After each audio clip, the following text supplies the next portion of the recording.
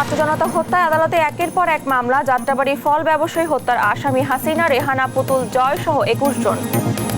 আওয়ামী লীগকে নিষিদ্ধ চেয়ে রিটের শুনানি বৃহস্পতিবার। হত্যা মামলায় ডাক্তার দীপু মনি ও আরিফ খান জয়ের ৫ দিনের রিমান্ড মঞ্জুর করে দিয়েছেন।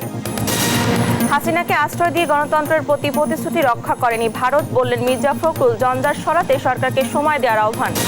স্বৈরাচার বিরোধী আন্দোলনে বুলেটের আঘাতে চিরতরে চোখের আলো হারালো ৩৫০ মানুষ, যাদের বেশিরভাগই শিশু কিশোর। এবং সমুদ্র লঘুচাপের প্রভাবে নদ নদীর পানি বেড়ে নোয়াখালী, ফেনী, ভোলা, কুমিল্লা সহ বিভিন্ন জেলার বন্যা পরিস্থিতি, পানিবন্দী অনেকে। আমন্ত্রণ দেশ জনপদ সংবাদে। দেখছিলেন শিরোনামগুলো, সঙ্গে আছি আমি ডানা ইসলাম। এবার থাকছে বিস্তারিত। আন্দোলনে ছাত্র জনতা হত্যার দায়ে একের পর এক মামলার আবেদন আসছে আদালতে। মঙ্গলবার দুপুর পর্যন্ত পলাতক হাসিনাকে প্রধান আসামি করে মামলা হয়েছে ৫টি। যাত্রাবাড়ী ফল ব্যবসায়ী হত্যার ঘটনায় প্রথমবার আসামি হয়েছেন শেখ হাসিনা, শেখ রেহানা, সাইমা ওয়াজেদ পুতুল এবং সজীব ওয়াজেদ জয়। মাইনুদ্দিন আরিফকে সঙ্গে নিয়ে শিউলি রায়ের প্রতিবেদন। কোটা সংস্কার আন্দোলনে গেল ৫ আগস্ট মোহাম্মদপুরে পুলিশের গুলিতে নিহত হয় গার্মেন্টস কর্মী সোহেল রানা। এই ঘটনায় তার ভাই মোহাম্মদ ইব্রাহিম বাদী হয়ে সাবেক প্রধানমন্ত্রী শেখ হাসিনা, শেখ ফজলে নূর তাপস সহ ২৫ জনের বিরুদ্ধে হত্যা মামলার আবেদন করেন আদালতে। জবানবন্দি শেষে আদাবর থানায় এজাহার হিসেবে নিতে নির্দেশ দেন আদালত। মোহাম্মদপুর গুলিতে নিহত ১৬ বছরের শিশু ওমর ফারুককে হত্যা করা হয়। এই ঘটনায় শেখ হাসিনাকে প্রধান আসামি করে আদালতে মামলা করা হয়েছে। কবি নজরুল সরকারি কলেজের শিক্ষার্থী ওমর ফারুকের নিহতের ঘটনায় মামলা করেছে তার পরিবার। এতে শেখ হাসিনা সহ ৪৯ জনকে আসামি করা হয়েছে। গেল ৪ই আগস্ট গুলিতে মারা যায় যাত্রাবাড়ির ফল ব্যবসায়ী ফরিদ শেখ। সন্তানকে হত্যার অভিযোগে শেখ হাসিনা, শেখ রেহানা, সাইমা ওয়াজেদ পুতুল ও সজীব ওয়াজেদ জয় সহ ২১ জনের বিরুদ্ধে মামলা করেছে তার বাবা। সাভারে জাহিদুল ইসলাম সাগর হত্যার অভিযোগ এনে শেখ হাসিনাকে প্রধান করে ৭০ জনের বিরুদ্ধে আদালতে মামলা করেছে তার পরিবার। ৩ দিনের মধ্যে এজাহারভুক্ত করে তদন্ত করতে আশুলিয়া থানাকে নির্দেশ দিয়েছেন আদালত। এদিকে মারধর ও হত্যার চেষ্টার অভিযোগে পুলিশের সাবেক আইজিপি চৌধুরী আব্দুল্লাহ আল মামুন সহ ১৫ পুলিশ কর্মকর্তার বিরুদ্ধে ঢাকার আদালতে মামলা করেছেন এক আইনজীবী। শিউলি রায়, দেশ টিভি, ঢাকা। কোটা আন্দোলনে কমর উদ্দিন বাঙ্গি নামের এক ব্যক্তিকে হত্যার ঘটনায় শেখ হাসিনা, ওবায়দুল কাদের, বগুড়ার সাবেক সংসদ মজনু সহ ৮২ নেতাকর্মীর বিরুদ্ধে বগুড়া সদর থানায় মামলা হয়েছে। এ নিয়ে আরো জানাতে সেখান থেকে যুক্ত হচ্ছেন সহকর্মী সঞ্জু রায়। সঞ্জু, এ বিষয়ে পুলিশ কি পদক্ষেপ নিয়েছে, বিস্তারিত আমাদেরকে জানাবেন।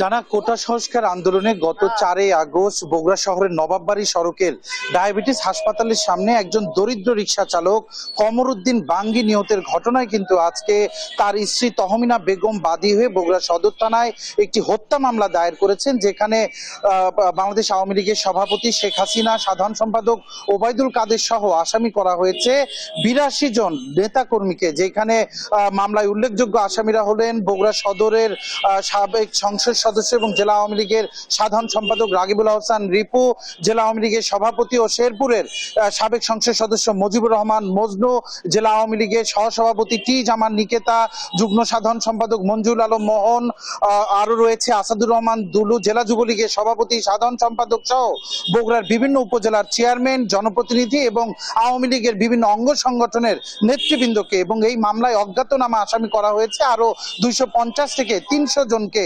আমার একটু আগে কথা হয়েছে এই মামলার বাদী তহমিনা বেগমের আইনজীবী অ্যাডভোকেট আব্দুল বাসেদের সাথে। তিনি যেটি জানিয়েছেন যে শুধুমাত্র রংপুরের আবু সাইদি নয়, এই যে নিহত হয়েছেন কমর উদ্দিন বাঙ্গি, যিনি আকাশতারা নিবাসী একজন দরিদ্র রিক্সা চালক, গত ৪ আগস্ট যখন ছাত্র জনতার উপরে যখন নির্মমভাবে হামলা করা হয়, সেই সময় এই রিক্সা চালক বাঙ্গি কিন্তু ছাত্র জনতাকে বাঁচানোর জন্য নিজের বুক পেতে দিয়েছিল এবং সেই সময় সে ৪ বার গুলিবিদ্ধ হয় এবং আরেকটি গুলি লাগে তার মাথায়। অবস্থায় এবং এই ঘটনায় কিন্তু তিনি মৃত্যুর কোলে ঢলে পড়েন। এবং আরেকটি বিষয় এখানে জানিয়ে রাখি ডানা, এই রিক্সা চালক বাঙ্গির পরিবারে কিন্তু 3 জন সন্তান রয়েছে, একজন মেয়ে এবং 2 জন ছেলে, এবং তার স্ত্রী এখন বর্তমানে 7 মাসের অন্তঃসত্ত্বা এবং তাদের অর্থনৈতিক অবস্থাও কিন্তু খুবই খারাপ। দারিদ্রতার সাথে লড়াই করেই কিন্তু তিনি পরিবারটা চালাচ্ছিলেন এবং তার মৃত্যুর পরে এই পরিবারটিও কিন্তু আর্থিকভাবে চরমভাবে ক্ষতিগ্রস্ত হয়েছে। এখন পর্যন্ত অ্যাডভোকেট আব্দুল বাসের, যিনি জেলা বিএনপি সহসভাপতিও, তিনি যেটি আমাকে জানিয়েছেন একটু আগে, যে বগুড়াতে এখন পর্যন্ত 4টি হত্যা মামলা হয়েছে, যেখানে বগুড়া সদর থানায় হত্যা মামলা হয়েছে 2টি এবং এই 2টিতেই কিন্তু হুকুমের আসামি করা হয়েছে শেখ হাসিনা এবং ওবায়দুল কাদেরকে। এর পাশাপাশিও শিবগঞ্জ এবং সোনাতলাতেও আরো পৃথক 2টি হত্যা মামলা দায়ের হয়েছে এবং জেলা বিএনপি কার্যালয়, শহর বিএনপি কার্যালয় এবং শহর শ্রমিক দল অফিস ভাঙচুরের ঘটনায় আরো পৃথক 3টি মামলা হয়েছে। সর্বমোট এখন পর্যন্ত কোটা সংস্কার আন্দোলনের এবং 5 আগস্টের পরে মোট 8টি মামলা হয়েছে এবং জেলা বিএনপির নেতা আব্দুল বাসের যেটি জানিয়েছে, তাদের কাছে তথ্য অনুযায়ী কোটা সংস্কার আন্দোলনকে ঘিরে বগুড়ায় প্রায় 13টি হত্যাকাণ্ডের ঘটনা ঘটে এবং এই 13টি কিন্তু মামলা তারা পর্যায়ক্রমে তাদের পরিবার করবে মর্মে তিনি জানিয়েছেন। এখন পর্যন্ত পুলিশ যেটি বলছে যে তারা তদন্ত সাপেক্ষে এই মামলাগুলো তারা ব্যবস্থা নিচ্ছেন। ডানা বগুড়া সদর থানা থেকে আজকে কমরুদ্দিন বাঙ্গি নিহত ঘটনায় শেখ হাসিনা এবং ওবায়দুল কাদের সহ যে মামলা হয়েছে তা নিয়ে আমার কাছে এটি ছিল সর্বশেষ। সঞ্জু, ধন্যবাদ আপনাকে। বগুড়া সদর থানা থেকে সরাসরি যুক্ত ছিলেন আমাদের সহকর্মী। ছাত্র জনতাকে নির্বিচারে হত্যার দায়ে আওয়ামী লীগকে নিষিদ্ধ দলটির নিবন্ধন বাতিল চেয়ে হাইকোর্টে করা রিট আবেদনের শুনানি বৃহস্পতিবার। বিচারপতি KM আসাদুজ্জামানের নেতৃত্বাধীন হাইকোর্ট বেঞ্চ প্রাথমিক শুনানি নিয়ে নতুন দিন ধার্য করেন। এর আগে সোমবার মানবাধিকার সংগঠন শারদাস সোসাইটির পক্ষে নির্বাহী পরিচালক আরিফুর রহমান মুরাদ ভুইয়া রিটটি দায়ের করেন। এছাড়াও রিটে যেসব প্রতিষ্ঠান শেখ হাসিনার নামে রয়েছে সেগুলোর নাম পরিবর্তনও চাওয়া হয়েছে। রিটে দেশ সংস্কারের লক্ষ্যে বর্তমান অন্তর্বর্তীকালীন সরকারের মেয়াদ সর্বনিম্ন 3 বছর করার আবেদন করেছেন রিটকারী। সেই সঙ্গে বিদেশে পাচার করা 11 লাখ কোটি টাকা ফেরত আনতে এবং বিগত আওয়ামী লীগ সরকারের আমলে চুক্তিভিত্তিক নিয়োগ পাওয়া কর্মকর্তাদের বদলি চাওয়া হয়। 2013 সালে শাপলা চত্বরে হেফাজতে ইসলামের সমাবেশ ঘিরে সংঘটিত গণহত্যা তদন্ত চেয়ে আন্তর্জাতিক অপরাধ ট্রাইব্যুনালের তদন্ত সংস্থায় শেখ হাসিনার বিরুদ্ধে তদন্তের আবেদন করা হয়েছে। মঙ্গলবার ট্রাইব্যুনালের আইনজীবী গাজী MS তামিম এই আবেদন করেন। এতে বলা হয়, তখনকার প্রধানমন্ত্রী শেখ হাসিনা, কয়েকজন মন্ত্রী, MP, পুলিশের প্রধান, র্যাবের প্রধান, DMP কমিশনার সহ 19 জনের যোগ সাজসে এ গণহত্যা সংঘটিত হয়।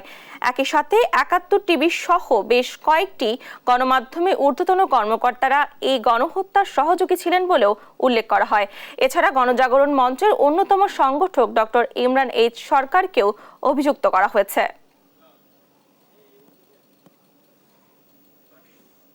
শাপলা চত্বরের হত্যাকাণ্ডকে আমরা মানবতা বিরোধী অপরাধ এবং গণহত্যা হিসাবে তদন্ত চেয়েছি এবং যার বিচার আন্তর্জাতিক অপরাধ ট্রাইব্যুনালে যেন হয় সেই আবেদন আমরা করেছি।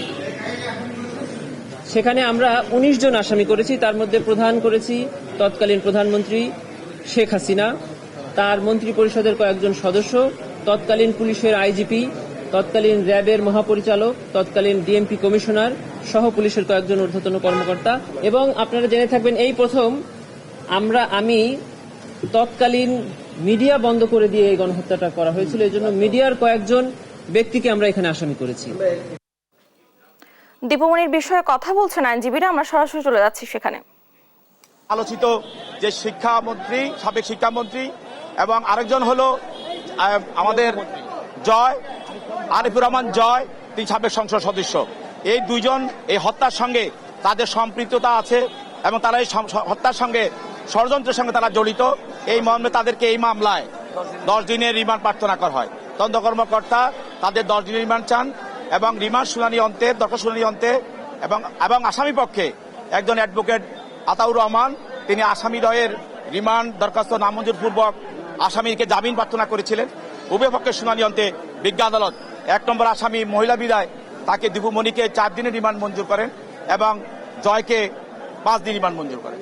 এত রিমান্ডটা কম হলো কেন? আদালত বলেছে এজার নামীয় আসামি নয়, এই কারণে কি না? আসলে আমরা তদন্ত কর্মকর্তার এক্সপেক্ট ছিল তারা যে ধরনের ঘটনার সঙ্গে জড়িত এবং এটা একটা হত্যা মামলা, এই হত্যা মামলায় আমরা মনে করি এই রিমান্ডটা পর্যাপ্ত নয়। এই হত্যা মামলায় তদন্তে যেহেতু তারা দুজন এখানে অ্যারেস্ট হয়েছে, তাদেরকে আরো রিমান্ড তাদেরকে নেওয়ার প্রয়োজন ছিল। গৃহবসাদের জন্য আরো কয়েকদিন সময় দেওয়া উচিত ছিল। যাক, বিজ্ঞ আদালত দিয়েছেন এবং তদন্তকারী কর্মকর্তা চাইলে পরবর্তী আবার রিমান্ড দরখাস্ত করতে পারবেন। আদালতের সামনে কি তুলে ধরেছেন? আদালতের সামনে আমরা এমন কিছু ধরি নাই, তুলে ধরেছেন তদন্ত কর্মকর্তা বলছেন যে 1 নম্বর আসামি দীপুমণি, তিনি এই যে ছাত্র জনতার যে আন্দোলন, এই আন্দোলনের সঙ্গে দমন করার জন্য যে হত্যাযজ্ঞ হয়েছিল এটার সঙ্গে সে জড়িত এবং প্রত্যক্ষভাবে সে বিভিন্ন ঘটনার সঙ্গে সে জড়িত এবং সরকারের বিভিন্ন অপকর্মের সঙ্গে সে জড়িত এবং সে বলেছে যে আমাদের যে শিক্ষা ব্যবস্থাটা, এই শিক্ষা ব্যবস্থা এই দীপুমণি ধ্বংস করে দিয়েছে। আমাদের ছেলে মেয়েদেরকে এই 15 বছর মেধা শূন্য করার পিছনে তাকে দায়ী করা হয়। আপনার নামটা এবং ডেজিগনেশন? আমি ওমর ফারুকী, সাবেক সাধারণ সম্পাদক। কথা বলছিলেন একজন আইনজীবী, সাবেক সাধারণ সম্পাদক ছিলেন যিনি ঢাকা আইনজীবী সমিতির। আজকে দীপুমণি এবং আরিফ হাসান জয়কে যে কোর্টে তোলা হয়েছে, আদালতে তোলা হয়েছে, সেখানে 10 দিনের রিমান্ডের আবেদন করা হয়েছে পুলিশের পক্ষ থেকে। সেখানে দীপুমণিকে 4 দিন এবং আরিফ হাসান জয়কে 5 দিনের রিমান্ড মঞ্জুর করেছে, যদিও পুলিশের পক্ষ থেকে 10 দিনের রিমান্ড আবেদন করা হয়েছে। সব মিলিয়ে বলা চলে যে আজকে তাদেরকে যে হত্যা মামলাটি তোলা হয়েছে, সেই হত্যা মামলায় তাদেরকে মূলত এই রিমান্ড দেওয়া হয়েছে। তো এই ছিল আমার কাছে আদালত পাড়া থেকে সর্বশেষ। ধন্যবাদ আপনাকে। সিএমএম কোর্ট থেকে সরাসরি যুক্ত ছিলেন আমাদের সহকর্মী। দেশ ও জনগণ ছেড়ে পালিয়ে যাওয়া শেখ হাসিনাকে আশ্রয় দিয়ে গণতন্ত্রের প্রতি প্রতিশ্রুতি রক্ষা করেনি ভারত, এমন মন্তব্য করেছেন বিএনপির মহাসচিব মির্জা ফখরুল ইসলাম আলমগীর। বলেন, জঞ্জাল সরিয়ে সুষ্ঠু অবাধ নির্বাচন দিতে অন্তর্বর্তী সরকারকে প্রয়োজনীয় সময় দিতে হবে। বিস্তারিত সাইফুল রিপনের প্রতিবেদনে। দলের স্থায়ী কমিটির নতুন সদস্য হিসেবে স্থান পাওয়া বিএনপির 2 নেতা মেজর অবসরপ্রাপ্ত হাফিজউদ্দিন আহমদ বীর বিক্রম ও ডাক্তার AZM জাহিদ হোসেনকে সঙ্গে নিয়ে বিএনপির প্রতিষ্ঠাতা জিয়াউর রহমানের সমাধিতে শ্রদ্ধা জানান দলের মহাসচিব মির্জা ফখরুল ইসলাম আলমগীর। শ্রদ্ধা নিবেদন শেষে ডাক্তার জাহিদ হোসেন বলেন, স্বৈরাচার যেন আর ফিরতে না পারে সেদিকে সজাগ থাকতে হবে। বলেন, বিচার হবে প্রতিটি অন্যায় অবিচারের। একবার 90 পতন হয়েছিল, জাতি শিক্ষা নেয় নাই। আর আজকে 2024-এর 5ই আগস্ট যে পতন হয়েছে, গত 860 বৎসর পরে লক্ষণ সেনের বংশধরের মতো তারা পালিয়ে গেছে। কাজ এইটির পুনরাবৃত্তি বাংলার মাটিতে যাতে আর না হয়, সেই জন্য আমাদের সবাইকে সজাগ থাকতে হবে। মানবাধিকার লঙ্ঘনের পুনরাবৃত্তি এড়াতে ঐক্যবদ্ধ থাকার প্রত্যয় জানান মেজর হাফিজ। বলেন, ভবিষ্যতেও জনগণের পাশে থাকবে সেনাবাহিনী সহ সব বাহিনী। এইসব বাহিনী যারা জনগণের অর্থে প্রতিপালিত, যারা জনগণের মধ্যে থেকে উঠে এসেছে, তারা সবসময় এদেশের জনগণের সাথে থাকবে, কোনো ধরনের স্বৈরাচারকে ভবিষ্যতে কোনো স্থান দেবে না। সেই জন্য তাদেরকে আবারও ধন্যবাদ জানাই। আর মহাসচিব মির্জা ফখরুল ইসলাম আলমগীর আবারও অভিযোগ করেন, ভারতে বসে বিপ্লবকে নস্যাতে চক্রান্ত করছেন শেখ হাসিনা। দেশ ছেড়ে তার জনগণকে ছেড়ে পালিয়ে গেছে। দুর্ভাগ্য আমাদের যে আজকে পার্শ্ববর্তী দেশ ভারত তাকে আশ্রয় দিয়েছে। সেখান থেকে তিনি আবার এই বাংলাদেশের বিপ্লবকে, সংগঠিত যে বিপ্লব, সেটাকে নস্যাৎ করবার জন্য বিভিন্ন রকম চক্রান্ত শুরু করেছে। এইভাবে ভারতে আশ্রয় দিয়ে ভারত তার যে কমিটমেন্ট টুয়ার্ডস ডেমোক্রেসি, এটা ভারত রক্ষা করেছে বলে মনে হয় না। বলেন, জঞ্জাল সরাতে সময় দিতে হবে অন্তর্বর্তী সরকারকে। যে জঞ্জাল আওয়ামী লীগ সরকার সৃষ্টি করে গেছে, সেটাকে দূর করতে অবশ্যই কিছু সময়ের দরকার। একটা সঠিক সুন্দর নির্বাচন করার জন্য হলেও একটা সময়ের দরকার। প্রশ্নের জবাবে দ্রুতই পতিত সরকারের বিরুদ্ধে দায়ের করা সব মামলার বিচার কাজ অন্তর্বর্তী সরকার শুরু করবে বলেও আশা জানান বিএনপি মহাসচিব। 11 দিনে ওরা যা কাজ করেছে সেটা নিঃসন্দেহে প্রশংসার কাজ, এবং they are settling down, they will definitely do. Saiful Ripon, Desh TV, Dhaka. সদ্য বিদায়ী সরকারের ঋণের চাপ জাতির ঘাড়ে উল্লেখ করে অন্তর্বর্তী সরকারের অর্থ উপদেষ্টা সালেহ উদ্দিন আহমেদ বলেছেন, এত বড় ঋণের বোঝা নিয়ে কাজ করা বেশ কঠিন। মঙ্গলবার সকালে সচিবালয়ে অর্থ উপদেষ্টার সঙ্গে চীন ও কানাডার রাষ্ট্রদূত সৌজন্য সাক্ষাৎ করেন। সাক্ষাৎ শেষে সাংবাদিকদের এ কথা বলেন উপদেষ্টা।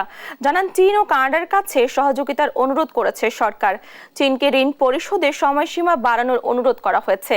এ সময় 1000 টাকা নোট বাতিলের সিদ্ধান্ত সহজে নেওয়া যাবে না বলেও জানান অর্থ উপদেষ্টা। স্বৈরাচার বিরোধী আন্দোলনে সবচেয়ে বেশি নির্মমতার শিকার হয়েছে শিশু কিশোররা। বুলেটের আঘাতে অনেকেই হারাতে বসেছে দৃষ্টিশক্তি। জাতীয় চক্ষু বিজ্ঞান ইনস্টিটিউটে 700-র বেশি মানুষ চোখে গুলিবিদ্ধ হয়ে চিকিৎসা নিয়েছেন। এর মধ্যে এক চোখ হারিয়েছেন অন্তত 336 জন, আর 2 চোখেই আলো হারান 17 জন। বিস্তারিত হাসান মাহমুদের রিপোর্টে।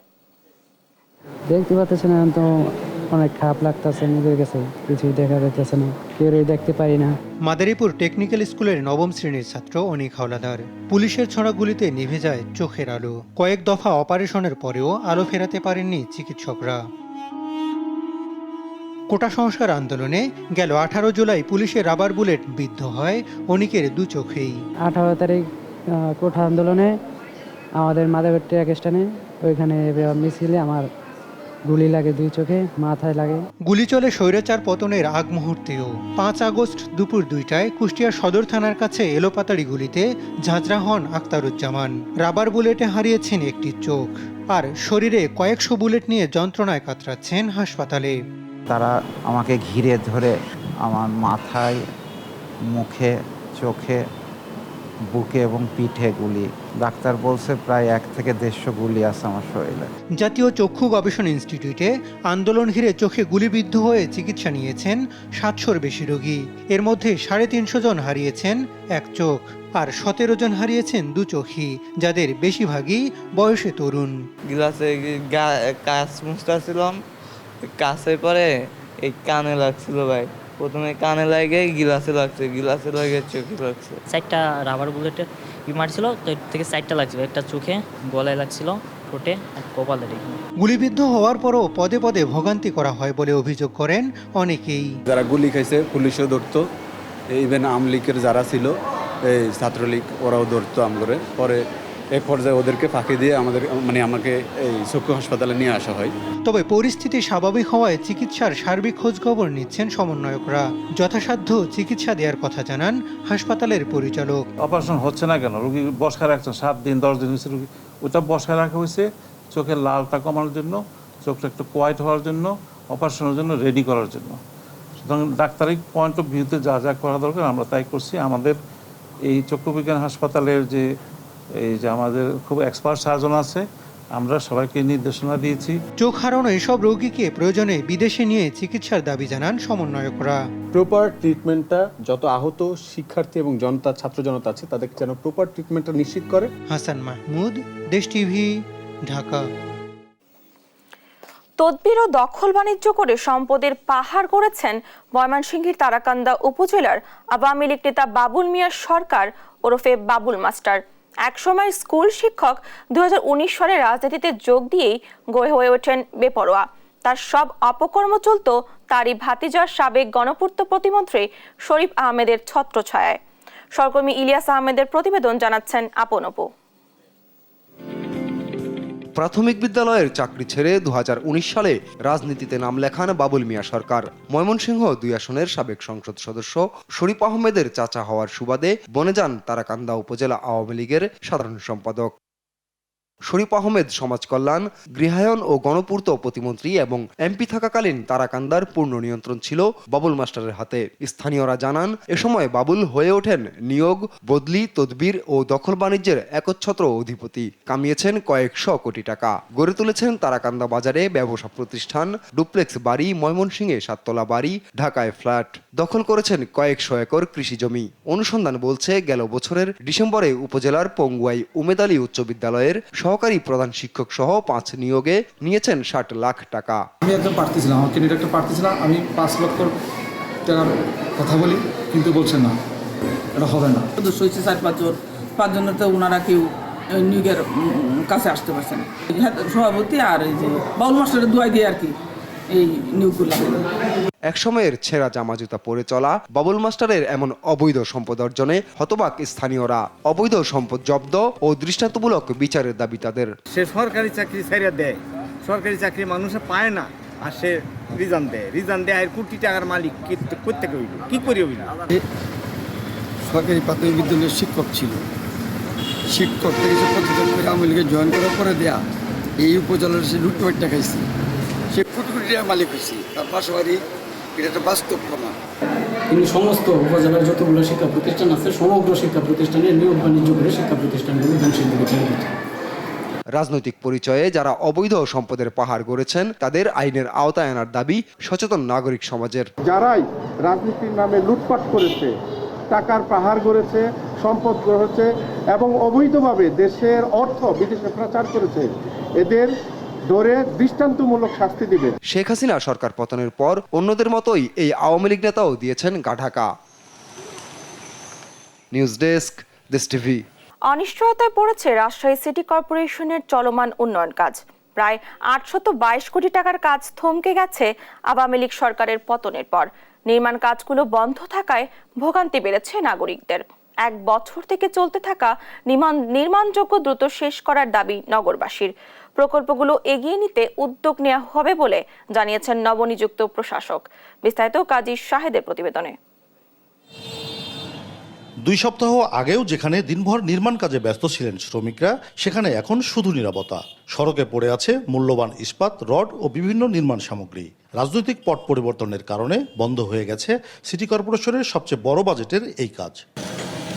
ক্যাম্পে ফিরিয়ে নেওয়া হয়েছে নির্মাণ কাজের সঙ্গে যুক্ত ভারী মেশিনপত্র। পাওয়া যাচ্ছে না সংশ্লিষ্টদের। কবে নাগাদ আবার শুরু হবে বলতে পারছেন না নিরাপত্তা কর্মীরা। আপাতত বন্ধ আছে, এখন দেখা যাক তারা কি করে। আমরা তো নিম্ন লোক, বলতেও পারছি না যে স্যার কেন বন্ধ বা হবে কি না, এটা তো বলতে পারছি না। আগে খুব ভালোভাবে কাজটা হয়েছিল, 5 তারিখে কাজটা বন্ধ আছে, এখন কবে শুরু হবে এটা আমরা বলতে পারছি না। এই নির্মাণ কাজ চলছিল 1 বছরেরও বেশি সময় ধরে। এতে কিছুটা সমস্যা হলেও হাসি মুখে মেনে নিয়েছিলেন স্থানীয়রা। বর্তমানে প্রকল্পগুলো যে অনিশ্চয়তায় পড়েছে তাতে না পারছেন সড়কে চলতে, না পারছেন ঠিকমতো ব্যবসা প্রতিষ্ঠান চালাতে। নির্মাণযোগ্য দ্রুত শেষ করার দাবি তাদের। বর্তমান যারা রাষ্ট্র ক্ষমতায় আছে তাদের কাছে দাবি এই কাজগুলো যেন চলমান থাকে। অনেক কাজ অসমাপ্ত আছে, সেই অসমাপ্ত কাজগুলো আমরা নাগরিক হিসাবে চাই এই সুন্দর নগরী গড়ার জন্য এই কাজগুলো সমাপ্ত হোক।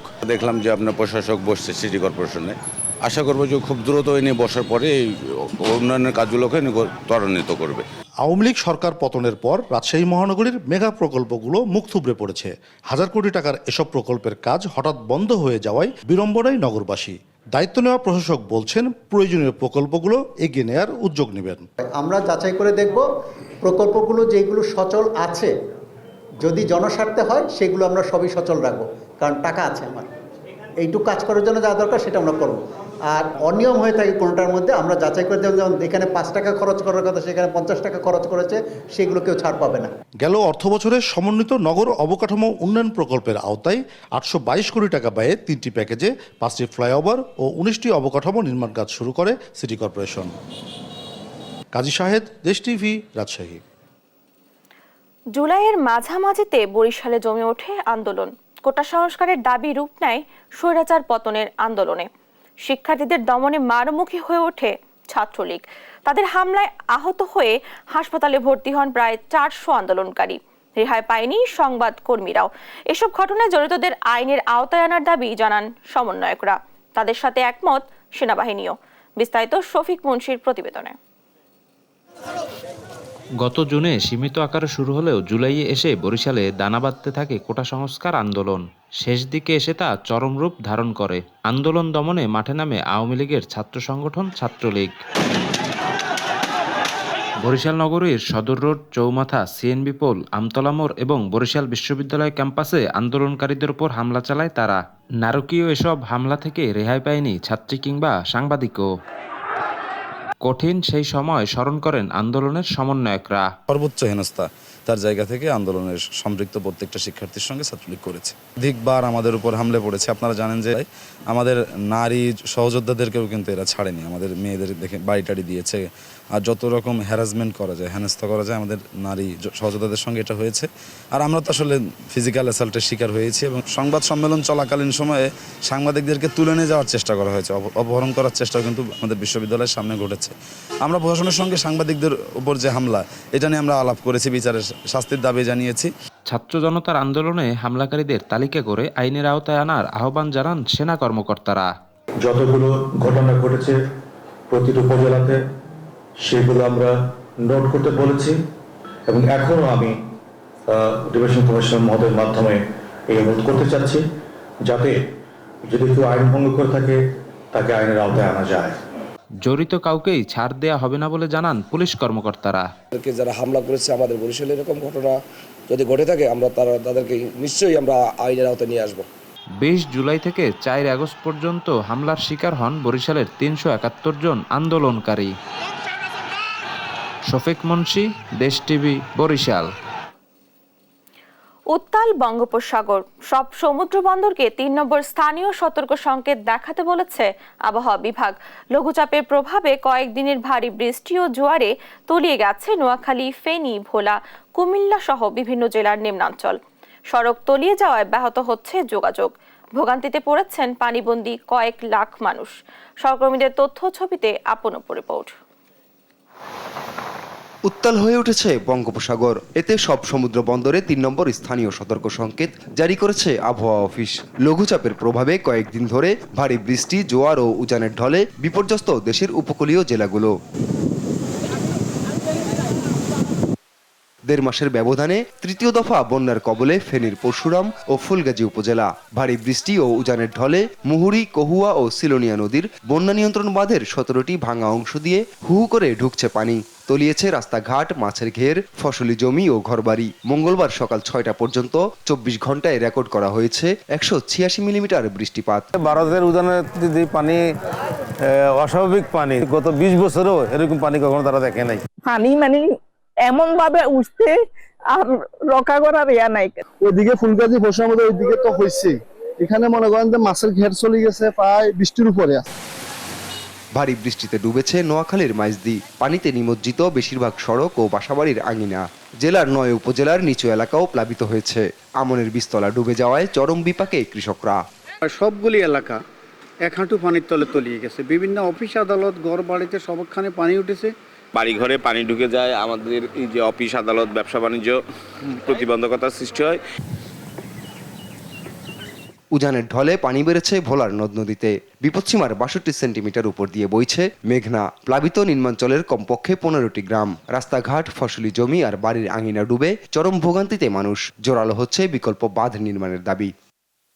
জয় রেবানি উচ্চা বিল খেল সব তলে গেছে। আমরা পানি জয় রেবানি মধ্যে অনেক কষ্ট ভোগ করতে আছি। নদীর পানি ভাঙ্গা চুরিয়ে আমরা সব নষ্ট হয়ে গেছি। পানি কাজের লিগে আমরা চুলা চাকি রাখতাই না, ঠিক মতো লাইনটা খাইতে পারি না। জোয়ারের পানির জন্য আমরা অনেক কষ্ট পাইতেছি। আমাদের এখানে যেন বেরিবাদ বাইন্দা দেয়। পটুয়াখালীতে সকাল 9টা পর্যন্ত 24 ঘন্টায় রেকর্ড করা হয়েছে 153.9 মিলিমিটার বৃষ্টিপাত। ভারী বৃষ্টিতে স্থবির হয়ে পড়েছে জনজীবন। আপনপু, নিউজ ডেস্ক, দেশ টিভি। চট্টগ্রামে কর্ণফুলী নদী থেকে 150 থেকে 200 বছরের পুরনো একটি ব্রিটিশ ডুবন্ত জাহাজের ধ্বংসাবশেষ উদ্ধার করছে চট্টগ্রাম বন্দর কর্তৃপক্ষ। এতে পাওয়া যাচ্ছে সেই সময়ের জাহাজে থাকা কিছু কয়লা সহ পুরনো অনেক দুষ্প্রাপ্য জিনিস। চট্টগ্রাম থেকে সহকর্মী একেএম নাজিমের পাঠানো তথ্যচিত্রে ডেস্ক রিপোর্ট। কর্ণফুলী নদীর মোহনার প্রায় 60 ফুট গভীর ব্রিটিশ জাহাজের ধ্বংসাবশেষ 8 মাস আগে যা উদ্ধারে কাজ শুরু করে চট্টগ্রাম বন্দর কর্তৃপক্ষের সহায়তায় হীরামন স্যালভেজ নামের একটি দেশীয় প্রতিষ্ঠান। ধারণা করা হচ্ছে উদ্ধার হওয়া এ জাহাজটি 1970 থেকে 1975 সালের মধ্যে তৈরি হয়েছিল। এর ধ্বংসাবশেষে পাওয়া যায় 1962 সালের তামা, পিতল ও রূপার প্লেট, হাঁড়ি পাতিল, গ্লাস, চামচ সহ বিভিন্ন শৌখিন জিনিস। এর মধ্যে রয়েছে আলমারির নকশা, হারিকেন, কুপি, হাতির দাঁত, দূরবীন, ভারতীয় রুপি, মদের বোতল, কয়লা সহ নানা দুষ্প্রাপ্য বস্তু। এই মালগুলা ওঠানোর সহযোগিতা করছি আমরা, যেমন ওয়্যারগুলা দিয়ে হাফেজ হয়েছে এই ডামের মাধ্যমে, আবার হুইস মেশিনের মাধ্যমে আর এই তারগুলা ফরানো হয়েছে। জিনিসগুলো অনেক আগের, এগুলো আমরা পাইতেছি যেগুলো যেমন 150 বছর 200 বছর আগের খোদাই করে লেখা আছে। এটাই ইন্ডিয়ার, আপনার লন্ডনের বিভিন্ন মার্ক দেওয়া আছে এটার ভিতরে। এই জাহাজ আগে আপনার কয়লা দিয়ে চলতো, তখন ডিজেল ছিল না, এই জন্য বেশি ধোঁয়া মারে অনেক আগের। এখন তো তৈল হয়ে গেছে, এই জন্য এখন কোনো ধোঁয়া মানে ইঞ্জিন চালিত জাহাজ, আগে কয়লা সাথে চলতো। এখানে ওই বহুদিন আগে জাহাজ একটা ডুবছে বলে ব্রিটিশের আমলে, এই জাহাজ আর কি ওই পর দিয়ে অকশন দিয়েছে হীরামনে আমার আর কি তুলতে দিয়েছে। এই 100 ফুটের মতন 3 টুকরা করে আনছি, আর টুকরা আছে। 3-4 গ্রুপে কাজ করছে এর আগে, বিগত দিন কেউ উদ্ধার করতে পারে না, সবাই ব্যর্থ হয়েছে। আমরা ইনশাল্লাহ সফলতা হয়েছি, অর্ধেক নিয়ে আসছি আর অর্ধেক আছে। ভারতবর্ষে ইস্ট ইন্ডিয়া কোম্পানির বিলুপ্তির পর রানী ভিক্টোরিয়া 1858 সালে উপমহাদেশের দায়িত্ব নেন। ধারণা করা হচ্ছে ভিক্টোরিয়ার শাসনামলেরও আগে নির্মিত এই জাহাজটি। আগে বেশ কয়েকটি প্রতিষ্ঠান ব্যর্থ হলেও হীরামন স্যালভেজ নামে দেশীয় প্রতিষ্ঠানটি দীর্ঘ 8 মাসের চেষ্টায় জাহাজটি উদ্ধার করে। নিউজ ডেস্ক, দেশ টিভি। এ পর্যায়ে দেশ জনপদ সংবাদ শিরোনামগুলো জানিয়ে দিচ্ছি আরেকবার। ছাত্র জনতা হত্যায় আদালতে একের পর এক মামলা। যাত্রাবাড়ি ফল ব্যবসায়ী হত্যার আসামি হাসিনা, রেহানা, পুতুল জয় সহ 21 জন। আওয়ামী লীগকে নিষিদ্ধ চেয়ে রিটের শুনানি বৃহস্পতিবার। হত্যা মামলায় ডাক্তার দীপু মনি ও আরিফ খান জয়ের 5 দিনের রিমান্ড মঞ্জুর করে দিয়েছেন। হাসিনাকে আশ্রয় দিয়ে গণতন্ত্রের প্রতি প্রতিশ্রুতি রক্ষা করেনি ভারত, বললেন মির্জা ফখরুল। জঞ্জাল ছড়াতে সরকারকে সময় দেওয়ার আহ্বান। স্বৈরাচার বিরোধী আন্দোলনে বুলেটের আঘাতে চিরতরে চোখের আলো হারালো 350 মানুষ, যাদের বেশিরভাগই শিশু কিশোর। এবং সমুদ্রে লঘুচাপের প্রভাবে নদ নদীর পানি বেড়ে নোয়াখালী, ফেনী, ভোলা, কুমিল্লা সহ বিভিন্ন জেলার বন্যা পরিস্থিতি, পানিবন্দী অনেকে। এই ছিল এখনকার দেশ জনপদ সংবাদ। পরে বুলেটিন দেখার আমন্ত্রণ রইল। এছাড়া দেশ টিভির সর্বশেষ সব খবর পেতে ভিজিট করুন www.desh.tv। ফেসবুকে আমাদের সঙ্গে যুক্ত থাকুন দেশ টিভি অথবা দেশ টেলিভিশন পেজে। সর্বশেষ সব ভিডিও পেতে ইউটিউবে আমাদের হ্যান্ডেল @দেশ টেলিভিশন অথবা @দেশ টিভি থেকে সার্চ করুন। ধন্যবাদ সবাইকে।